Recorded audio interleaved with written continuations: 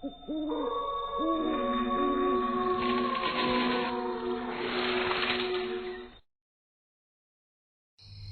birthday to you. Happy birthday to you. Happy birthday to dear Nancy. Happy birthday to you.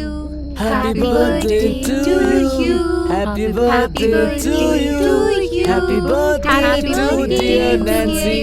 Happy birthday to you. Oberoi family ने आज अपने घर में बहुत बड़ी पार्टी रखी थी क्योंकि उनकी बेटी का आज 5वां जन्मदिन था। बहुत मन्नतों के बाद उनके घर में बेटी ने जन्म लिया था, इसलिए वो अपनी बेटी से बहुत प्यार करते थे। बर्थडे पार्टी खत्म होने के बाद नैन्सी अपने गिफ्ट्स खोलने लगी। सब रिश्तेदारों और सब दोस्तों ने उसे बहुत सारे गिफ्ट दिए थे। उसने गिफ्ट खोलने शुरू किए। वाओ, ये डॉल कितनी सुंदर है। देखो ना मम्मा, कितनी प्यारी डॉल है। वाह, ये डॉल तो सचमुच बहुत सुंदर है। इसे देखकर तो ऐसा लगता है कि किसी ने अपने हाथों से बनाई है। दिखाओ तो जरा, किसने दिया है ये गिफ्ट तुम्हें? पता नहीं मम्मा, इस पर किसी का नाम नहीं लिखा। ऐसे कैसे किसी ने अपना नाम नहीं लिखा? खैर, जाने दो। रात बहुत हो गई है तो तुम भी अब सो जाओ, वरना सुबह स्कूल जाने के लिए उठोगी नहीं। ओके मम्मा, गुड नाइट। निधि ने अपनी बेटी के माथे पर किस किया और उसके रूम की लाइट्स ऑफ करके अपने रूम में चली गई। लेकिन नैन्सी को नींद नहीं आ रही थी। उसका मन बार बार उसी डॉल के साथ खेलने का कर रहा था। लगता है मम्मा सो गई। अब मैं आराम से अपनी डॉल के साथ खेल सकती हूँ। नैन्सी ने अपनी साइड टेबल पर रखे लैम्प को जलाया और डॉल के साथ खेलने लगी। मैं तुम्हारे लिए और बहुत सारी ड्रेसेस खरीद कर लाऊंगी। मेरे पास जो पिंक फ्रॉक है, मैं तुम्हारे लिए भी वैसा ही फ्रॉक लेकर आऊंगी। क्या तुम सच कह रही हो? ये आवाज? तुम डरो मत, मैं एक अच्छी डॉल हूँ और मैं तुमसे बात भी कर सकती हूँ। तुमने मेरे बारे में सोचा, तुम मुझे बहुत अच्छी लगी, इसलिए अब मैं हमेशा तुम्हारे साथ रहूंगी। डॉल नैन्सी से बात कर रही थी। ये बात नैन्सी को थोड़ी अजीब लगी। वो बहुत ज्यादा घबरा गई, इसलिए उसने डॉल को अपने बिस्तर पर रखा और अपने मम्मी पापा के रूम की तरफ चली गई। उसने रूम का दरवाजा खटखटाया। क्या हुआ नैन्सी बेटा, सब ठीक तो है? नहीं मम्मा, वो डॉल मुझसे बात कर रही थी तो मुझे डर लगा, इसलिए मैं सोने के लिए आपके पास आ गई। मेरे पास सोने के लिए अब तुम ऐसे झूठ भी बोलने लगी हो? भला कोई डॉल तुमसे बात कैसे कर सकती है? चलो चुपचाप अंदर आ जाओ। नहीं मम्मा, मैं झूठ नहीं बोल रही, बिल्कुल सच कह रही हूँ। फिर से झूठ? चुप करो तुम और चलो अंदर आकर चुपचाप सो जाओ। निधि ने नैन्सी की बात पर भरोसा नहीं किया। नैन्सी अक्सर अपने कमरे में न सोने के बहाने बनाती थी, इसलिए निधि को ये लगा कि अभी भी नैन्सी बहाना ही बना रही है। वो नैन्सी को कमरे में ले गई और उसे अपने पास सुला लिया। कुछ देर में सब गहरी नींद में सो गए, लेकिन नैन्सी को डर के मारे नींद ही नहीं आ रही थी। तभी उसे लगा कि कोई उसे पुकार रहा है। नैन्सी, नैन्सी, तुम मुझे छोड़कर यहाँ पर क्यों आ गई? मैं तो तुम्हें बहुत अच्छी लगी थी ना, तो तुम मेरे साथ खेली क्यों नहीं? डॉल की ऐसी भयानक आवाज सुनकर नैन्सी अचानक से घबरा गई। तभी बेड के सामने खड़ी उस डॉल ने नैन्सी के पैरों को पकड़कर खींचा और नैन्सी सीधा बिस्तर से नीचे गिर पड़ी। उसके गिरने की आवाज से अचानक उसके मम्मी पापा की आंख खुली। नैन्सी, नैन्सी क्या हो गया तुम्हें? तुम बिस्तर से नीचे कैसे गिर गई? मम्मा, वो डॉल मुझे बार बार परेशान कर रही है और उसी ने मेरे पैर पकड़कर खींचे। मुझे वो डॉल नहीं चाहिए मम्मा। क्या डॉल? तुम किस डॉल की बात कर रही हो बेटा? और भला एक डॉल तुम्हारे पैर पकड़कर कैसे खींच सकती है? जरूर तुमने कोई बुरा सपना देखा होगा। अब चलो और चलकर सो जाओ और डरो मत, कहीं पर भी कुछ नहीं है। निधि और नितिन ने उसे शांत किया और फिर से सुला दिया।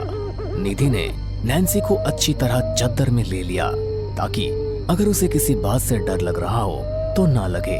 जैसे तैसे रात बीती और अगला दिन आया। सुबह निधि उठी तो उसने देखा कि नैन्सी को बहुत तेज बुखार है। नैन्सी को बहुत तेज बुखार है नितिन। कल रात तक तो नैन्सी की तबीयत बिल्कुल ठीक थी, अचानक इतना तेज बुखार कैसे हो गया? ये डॉल यहाँ पे कैसे आ गई मम्मी पापा? मैं तो इसे अपने कमरे में ही छोड़कर आई थी। बेटा, इसे मैं यहाँ पर लेकर आया हूँ, लेकिन तुम इतना घबरा क्यों रही हो? निधि, आई थिंक हमें नैन्सी को डॉक्टर के पास लेकर जाना चाहिए। बुखार की दवाई भी दिलवानी है। आज मैं ऑफिस से छुट्टी ले लेता हूँ। आज पूरा दिन नैन्सी के साथ ही रहूंगा। नितिन ने ऑफिस से छुट्टी ले ली और निधि और नितिन नैन्सी को लेकर डॉक्टर के पास गए। ओह माय गॉड, नैन्सी को तो बहुत ज्यादा बुखार है। हमें उसे इमीडिएटली एडमिट करना पड़ेगा। डॉक्टर ने नैन्सी को बेड पर लिटाया और उसके हाथ में ग्लूकोज की सिरिंज लगा दी। तभी अचानक फिर से नैन्सी के कानों में डॉल की वही भयानक आवाज पड़ी। तुम तो बीमार हो गई मेरी प्यारी दोस्त, लेकिन तुम चिंता मत करो, मैं तुम्हें अकेले नहीं छोड़ूंगी। जब तक तुम्हें अपने साथ ले जाने का समय नहीं आता, तब तक मैं हर समय तुम्हारे साथ ही रहूंगी।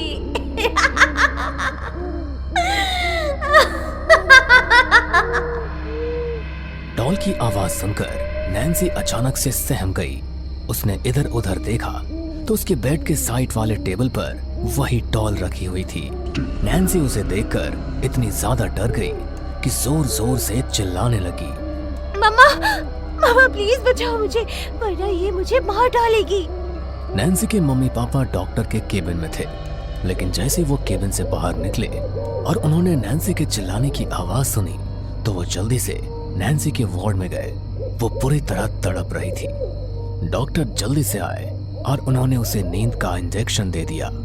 ज्यादा बुखार होने की वजह से आपकी बेटी को दौरा पड़ गया था, लेकिन मैंने उसे नींद के इंजेक्शन में दवाई मिलाकर दे दिया है, तो धीरे धीरे उसे आराम आ जाएगा। आप चिंता मत कीजिए। 2 दिन तक नैन्सी हॉस्पिटल में एडमिट रही, लेकिन उसकी तबीयत में कोई सुधार नहीं आया, बल्कि उसकी तबीयत और ज्यादा बिगड़ने लगी। क्या आप मुझे बताएंगे कि मेरी बेटी की तबीयत अभी तक ठीक क्यों नहीं हुई है? सिर्फ मामूली बुखार था उसे, और आप कैसे डॉक्टर हैं जो एक पेशेंट का बुखार ठीक नहीं कर पा रहे? देखिए, मैं आपकी परेशानी समझ रहा हूँ मिस्टर नितिन, लेकिन आपकी बेटी का बुखार लाख कोशिश करने के बाद भी कम नहीं हो रहा है। लेकिन आप चिंता मत कीजिए, हमने उसकी मेडिसिन को चेंज किया है। आपकी बेटी जल्दी बिल्कुल ठीक हो जाएगी। सिस्टर, आज सिस्टर जूलिया वापस आने वाली है ना? हाँ डॉक्टर, आज सिस्टर जूलिया ही नाइट ड्यूटी पर रहेंगी। डॉक्टर और नर्स नैन्सी को दवाई देकर चले गए और वो भी गहरी नींद में सो गई। निधि और नितिन 2 रात से ठीक से सोए नहीं थे, तो उन्हें भी वहां बैठे हुए नींद आ गई। तभी निधि के कानों में अचानक एक आवाज पड़ी जो किसी के हंसने की थी, लेकिन बहुत डरावनी। निधि ने अपनी आंखें खोली तो अपनी बेटी का हाल देखकर उसके होश उड़ गए। नैन्सी उल्टी होकर दीवार पर चल रही थी और बहुत ही भयानक तरीके से मुस्कुरा भी रही थी। उसका चेहरा उसी डॉल की तरह लगने लगा था जो उसे उसके बर्थडे गिफ्ट में मिली थी। Twinkle, twinkle, little star, how I wonder what you are. Twinkle, twinkle, little star, how I wonder what you are. Nancy, Nancy बेटा, ये क्या कर रही हो तुम? तुम वहाँ पर कैसे गई?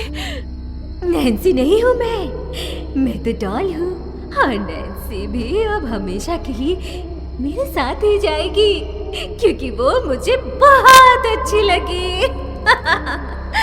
मेरा कोई दोस्त नहीं है, तो अब नैन्सी मेरी दोस्त बनकर हमेशा के लिए मेरे साथ ही रहेगी, एक दूसरी डॉल के अंदर। Sister, sister! निधि के चिल्लाने की आवाज सुनकर अचानक नितिन की भी नींद टूट गई और सिस्टर जूलिया, जो रात की ड्यूटी पर थी, हड़बड़ाती हुई दौड़कर वहां आई। लेकिन जब तक नितिन और सिस्टर जूलिया को कुछ पता चल पाता, तब तक नैन्सी वापस अपने बिस्तर पर आकर लेट गई थी, जैसे अभी कुछ हुआ ही नहीं था। निधि, क्या हुआ तुम्हें? तुम इतनी जोर जोर से चिल्ला क्यों रही थी? हाँ, क्या हुआ आपको? मैं भी डर गई। सब कुछ ठीक तो है ना? वो डॉल नैन्सी? क्या वो डॉल, वो नैन्सी? मुझे कुछ समझ नहीं आ रहा है। निधि ने नैन्सी की तरफ डरते हुए देखा तो नैन्सी ने उसे देखकर बड़ी ही भयानक स्माइल दी, लेकिन वो इतनी सहम चुकी थी कि कुछ बोल ही नहीं पाई। तभी जूलिया ने निधि से कहा, लगता है आपने कोई बुरा सपना देख लिया है। आइए मैं आपको रेस्ट रूम तक लेकर चलती हूँ। आप थोड़ी फ्रेश हो जाएंगी तो आपको अच्छा लगेगा। नर्स जूलिया निधि को रेस्ट रूम ले गई, लेकिन जैसे वो निधि को लेकर अंदर गई वैसे ही निधि के गले में होली क्रॉस का एक लॉकेट डाल दिया। ये क्या कर रहे हो तुम? मैं जानती हूँ कि आपको ये बहुत अजीब लगा होगा, लेकिन आपकी बेटी बीमार नहीं है, बल्कि उस पर किसी शैतान का साया है।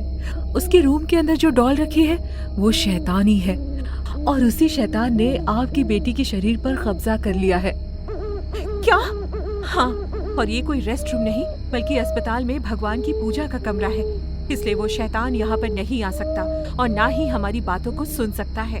हमें अभी के अभी आपकी बेटी को उस शैतान से बचाना होगा, क्योंकि कल नो मून नाइट है। अगर हमने इसे आज नहीं बचाया तो कल उसे बचाना बहुत मुश्किल हो जाएगा। लेकिन उस शैतान से हम मेरी बेटी को कैसे बचाएंगे? बचाएंगे, जरूर बचाएंगे, क्योंकि मेरे पास गॉड के वचनों की ताकत है। बस जैसा मैं कहती हूँ वैसा ही करना। जूलिया ने अपने बैग से कुछ सामान लिया और निधि के साथ नैन्सी के कमरे की तरफ गई। उसने कमरे के दरवाजे पर होली क्रॉस लटका दिया और कुछ वचनों को पढ़ती हुई कमरे के अंदर गई तो डॉल के अंदर का शैतान सतर्क हो गया और नैन्सी को चोट पहुंचाने लगा। तुझे क्या लगा कि मुझे तेरी चाल समझ नहीं आएगी? मुझे इस लड़की को अपने साथ लेकर जाना है तो मैं लेकर जाऊंगा, और मुझे इस काम के लिए भेजा गया है तो मैं अपना काम अधूरा नहीं छोड़ूंगा। नैन्सी के मुंह से शैतान की आवाज में ये बातें सुनकर उसके माता पिता के होश उड़ गए थे। तभी जूलिया ने नैन्सी पर पवित्र जल का छिड़काव किया तो वह शैतान नैन्सी के शरीर से निकलकर निधि की तरफ बढ़ा, लेकिन जूलिया ने पहले से ही निधि के गले में होली क्रॉस का लॉकेट डाल दिया था, जिस वजह से शैतान निधि के शरीर में प्रवेश ही नहीं कर पाया। तो वो नितिन की तरफ बढ़ा, लेकिन नितिन ने अपने शरीर पर जनेऊ धारण किया था, जिसके प्रकाश से ही वो शैतान बौखला गया। उसे प्रवेश करने के लिए किसी का शरीर नहीं मिला तो वो फिर से उसी गुड़िया के अंदर चला गया, और इसी मौके का फायदा उठाकर जूलिया ने कुछ वचन पढ़कर शैतान की आत्मा को गुड़िया में बांध दिया और गॉड का पवित्र जल छिड़ककर उसे जला दिया। उसी के साथ शैतान की आत्मा नष्ट हो गई। कुछ दिन बाद नैन्सी की तबीयत भी ठीक हो गई, लेकिन अभी तक ये पता नहीं चला था कि नैन्सी को वो गुड़िया किसने गिफ्ट की थी और कौन था जिसने उस गुड़िया के जरिए नैन्सी पर शैतानी आत्मा हावी करवाई थी। तभी कुछ दिन बाद ये खबर आई कि नैन्सी की best friend Manali car accident में मारी गई, लेकिन हैरत की बात ये थी कि उसकी गाड़ी में भी वैसी ही डॉल थी जैसी नैन्सी को उसके बर्थडे पर गिफ्ट मिली थी। उसकी मौत सबको नॉर्मल नहीं लग रही थी, इसलिए उन्होंने पंडित जी से पूछताछ की तो पता चला कि मनाली ने ही वो शैतान डॉल नैन्सी को गिफ्ट की थी, और वो उसे खत्म करने के बाद वो निधि को भी मारने का प्लान बना रही थी, क्योंकि वो नितिन से कॉलेज टाइम से प्यार करती थी।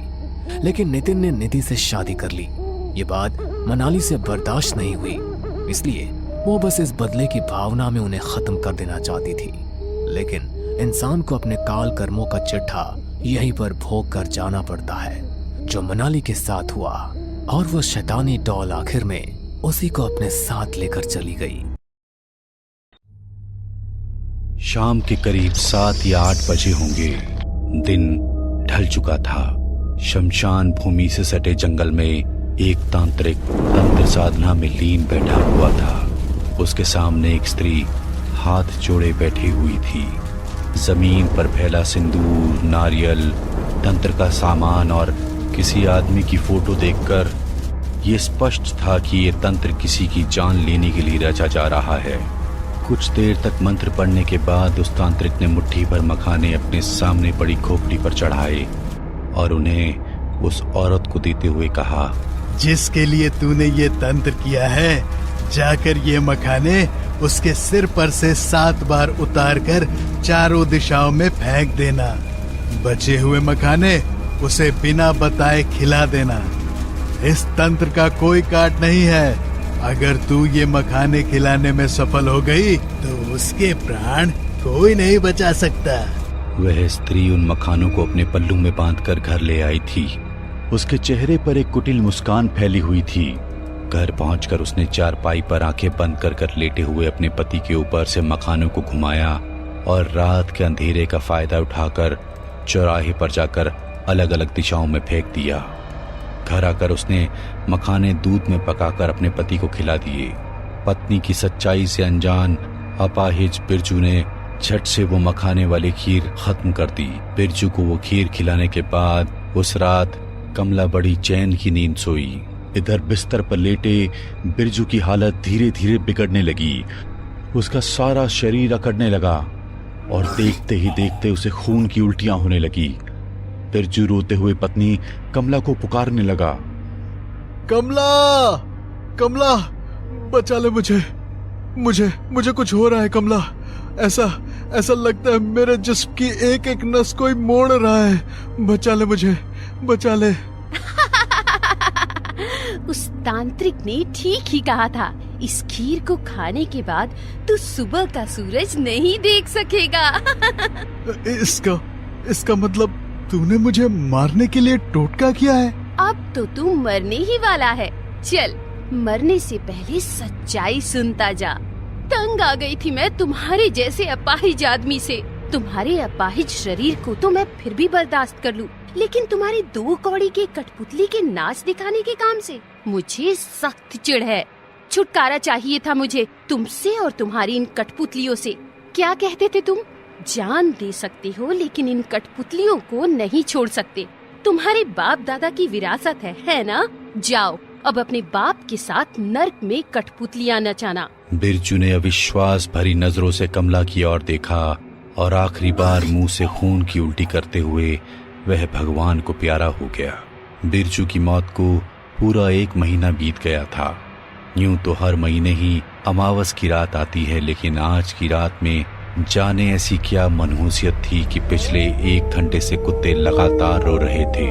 कमला अपने घर में गहरी नींद में सो रही थी कि अचानक ही उसे कमरे का बल्ब फूटकर गिर जाता है, जिससे उसकी नींद टूट जाती है। कमला नजर घुमाकर देखती है, हर तरफ गहरा अंधेरा छाया हुआ था। तभी उसे अपने घर में किसी के पायल पहनकर घूमने की आवाज सुनाई देने लगती है। कौन है बाहर?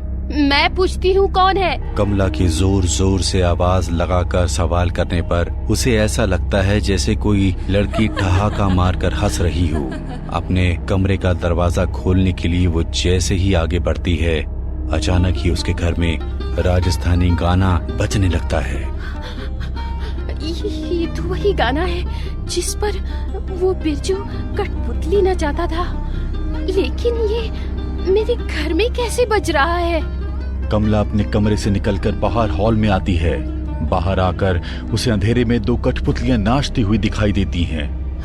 ये कठपुतली अपने आप कैसे नाच रही है? मैंने तो इन्हें कितने दिन पहले ही घर से बाहर फेंक दिया था। इन्हें घर में कौन लेकर आया? कमला घबराते हुए कौन है कहती हुई कठपुतलियों की ओर बढ़ रही थी कि तभी उसे पहले बिरजू की परछाई दिखाई देती है और फिर बिरजू की आवाज सुनाई पड़ती है। कमला, कमला, मैं हूँ पगली, इतनी जल्दी मुझे भूल गई? कमला डरकर तेजी से बाहर की ओर भागने लगती है, लेकिन एक रेशमी डोर आकर उसे गले में लिपट जाती है और उसे पीछे खींचने लगती है। कमला जाकर उन कठपुतलियों के बराबर में खड़ी हो जाती है। अगले ही पल एक कठपुतली की तरह ढेर सारी रस्सियां उसके हाथ, पैर और गर्दन के आर पार हो जाती हैं और जाकर छत से बंध जाती हैं। कमला दर्द से तड़प रही थी। उसके जिस्म से जगह जगह पर खून रिस रहा था। तभी कमरे में रोशनी हो जाती है। तुझे कठपुतली से बहुत नफरत थी ना? अब तू मेरे साथ ही कठपुतली बनकर रहेगी। अगले ही पल कमला की गर्दन में बंधी रस्सी जोर से खिंचती है और कमला की गर्दन टूटकर एक और लटक जाती है। 1 साल बाद रात के 9 बज रहे थे। मेहरगंज गांव में हर तरफ अंधेरा ही अंधेरा नजर आ रहा था। अचानक वहां पर बांसुरी बजाता हुआ एक आदमी आ जाता है। उसकी पारंपरिक राजस्थानी वेशभूषा देखकर धीरे धीरे लोग उसके पास इकट्ठे होने लगते हैं। अरे ओ भाई, कौन हो तुम और इतनी रात को हमारे गांव में क्या कर रहे हो? मैं कठपुतली का खेल दिखाने आया हूँ भाई जी। अपने गांव के सभी भाई बहनों को बुला लो। मारे जैसा कठपुतली का नाच पूरे राजस्थान में कोई ना दिखा सके। अरे भाइयों, सवेरे आइयो सवेरे, इस वक्त कौन खेल देखेगा? मैं दिन में नहीं निकलता हूँ, मेरा यही उसूल है। मैं अपना खेल रात को दिखाता हूँ। धीरे धीरे गांव के काफी सारे लोग जमा हो जाते हैं और बांसुरी वाला आदमी खेल दिखाने लगता है। अरे ये क्या भाई, तुम्हारी कठपुतली की आंखों से तो खून टपक रहा है और कठपुतली गोल गोल अपनी आंखें भी घुमा रही है। घबराओ नहीं, ये तो बस हाथ की सफाई है। मैंने कहा था ना, मारे जैसा नाच तुमने कभी ना देखा होगा। मान गए भाइयों, ऐसा लग रहा था कोई औरत सच में नाच रही हो। आप लोगों की इजाजत हो तो मैं कुछ दिन आपके गांव में डेरा डाल दूं, फिर दूसरे गांव निकल जाऊंगा। तुम सच्चे कलाकार हो, तुम्हारे नाच से गांव वाले बड़े खुश हो गए। तुम जितने दिन चाहो यहाँ रह सकते हो। कठपुतली वाला अपना सामान समेट ही रहा था कि एक औरत सुनीता कठपुतली को देखकर हंसने लगी। अरे ये भी कोई खेल हुआ भला? रस्सी बांधकर इन कपड़ों की गुड़िया को हिलाने में कौन सी कला है? आजकल कौन ये सब बचकानी चीजें देखता है? सुनीता की बात सुनकर वह कठपुतली वाला गुस्से में उसकी तरफ देखता है और अपना सामान समेटकर मुखिया की बताई जगह पर जाने लगता है। आधी रात बीत गई थी। सुनीता को अचानक अपने कमरे में उसी गाने की आवाज सुनाई देने लगती है जो कठपुतली वाला बजा रहा था। ये गाना मेरे कमरे में कौन बजा रहा है? कौन है यहाँ? सुनीता घबराई हुई सी एक एक करके पूरे घर के कमरों में देखती है, लेकिन उसे किसी भी कमरे में कोई दिखाई नहीं देता।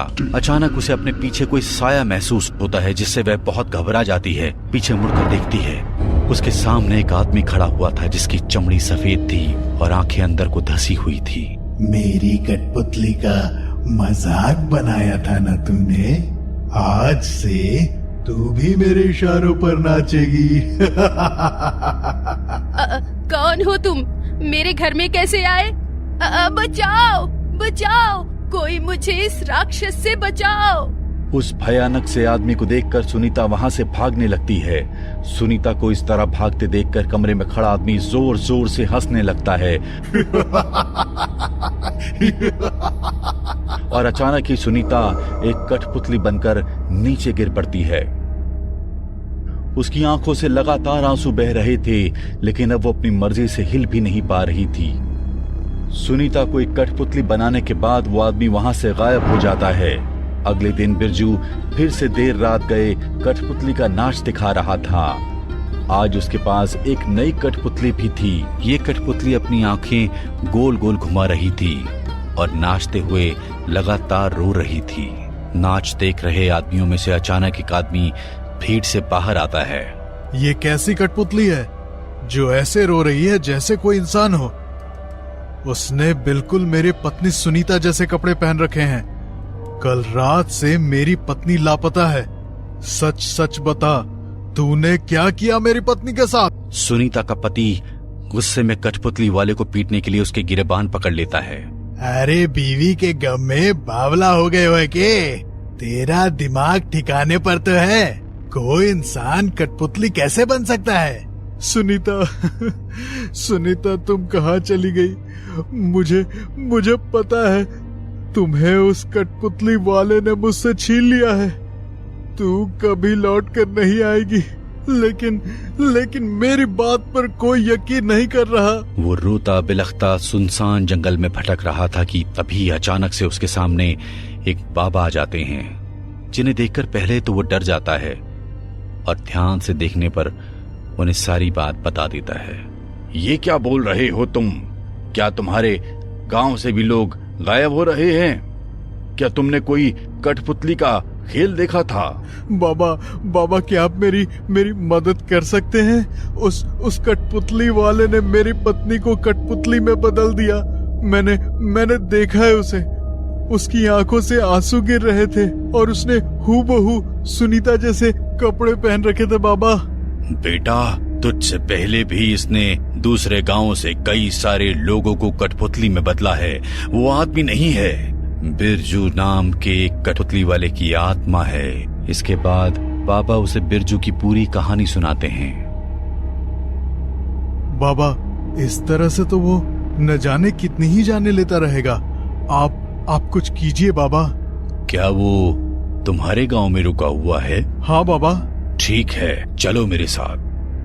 बाबा वीरू के साथ उस जगह पर पहुंचते हैं जहां बिरजू ने अपना डेरा डाला हुआ था। बाबा बिरजू के घर के चारों ओर कुमकुम से घेरा बनाकर अपने लिए एक सुरक्षा घेरा बनाते हैं और फिर प्रेत मुक्ति यज्ञ करने लगते हैं। मंत्रों की शक्ति से उत्तेजित होकर बिरजू अपने कमरे से बाहर निकलता है और गुस्से में चिल्लाने लगता है, रुक जाओ वरना पछताओगे। बिरजू दौड़कर वहां से बाहर आने की कोशिश करता है, लेकिन बाबा के सुरक्षा घेरा बनाने के कारण वह बाहर नहीं निकल पाता। बाबा के लगातार मंत्र पढ़ने से बिरजू अपने वास्तविक रूप में आ जाता है। उसका भयानक चेहरा देखकर वीरू का कलेजा मुंह को आ रहा था।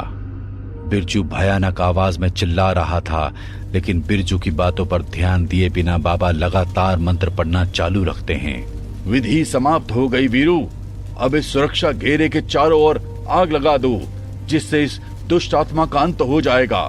बाबा के इतना कहते ही वीरू रेखा के चारों ओर आग लगा देता है, जिससे बिरजू की चीखें पूरे गांव में गूंजने लगती है और कुछ ही देर में उसकी आत्मा वहां से गायब हो जाती है और कठपुतली का खूनी खेल हमेशा के लिए खत्म हो जाता है। हमें पूरा यकीन है दोस्तों कि आप लोगों को ये कहानी जरूर पसंद आई होगी। अगर आपके साथ भी कुछ ऐसे अनकहे किस्से हो चुके हैं तो प्लीज हमारे साथ शेयर करें। हम जरूर अपने चैनल पर उनको दिखाएंगे।